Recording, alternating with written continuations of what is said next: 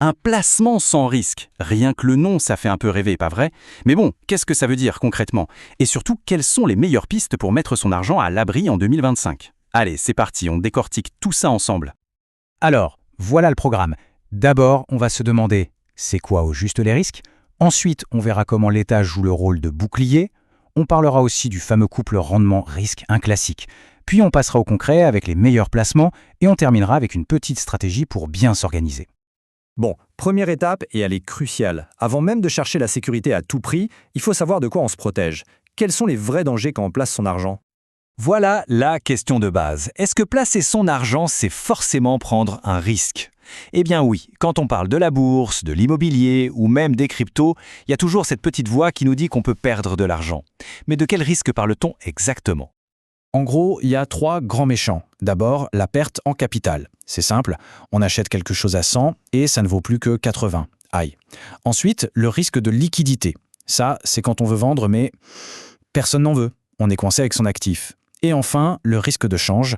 Pas de surprise, c'est si on investit en dollars par exemple et que l'euro remonte. Notre investissement perd de la valeur rien qu'à cause de ça. Ok, on a vu les dangers. Mais alors, comment arrive-t-on à ce fameux placement sans risque? Eh bien, la magie opère grâce à un acteur majeur, l'État. C'est lui qui vient mettre son grain de sel et qui change complètement la donne. Donc, pour faire simple, un placement sans risque, c'est un produit où ce n'est pas la banque qui décide de tout. Non, c'est l'État qui fixe les règles du jeu. Le taux, le plafond, les conditions, tout est super encadré. Et c'est justement cet encadrement qui protège notre capital. Alors, premier chiffre à retenir, et il est super important, 100 000 euros. C'est le montant de la garantie des dépôts.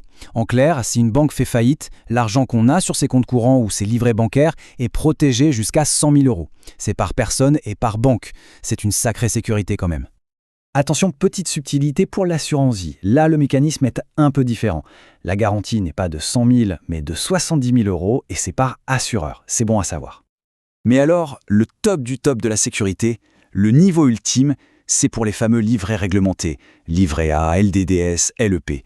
Pour eux, ce n'est même plus la garantie des 100 000 euros. Non, là c'est l'État qui garantit directement la totalité des sommes, peu importe le montant.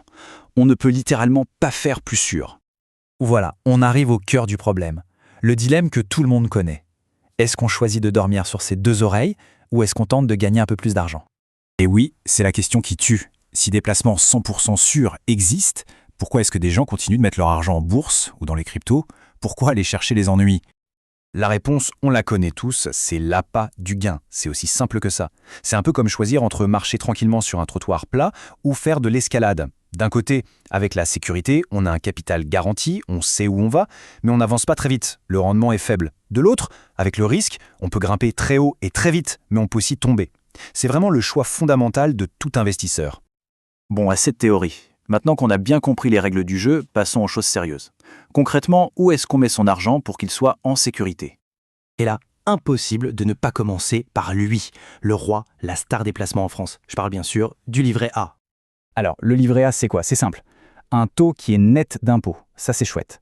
Un plafond à 22 950 euros. Et plus important, on en a parlé, la garantie totale de l'État. C'est la tranquillité d'esprit incarnée. Juste après le livret A, on a son petit frère, ou son cousin germain, le LDDS.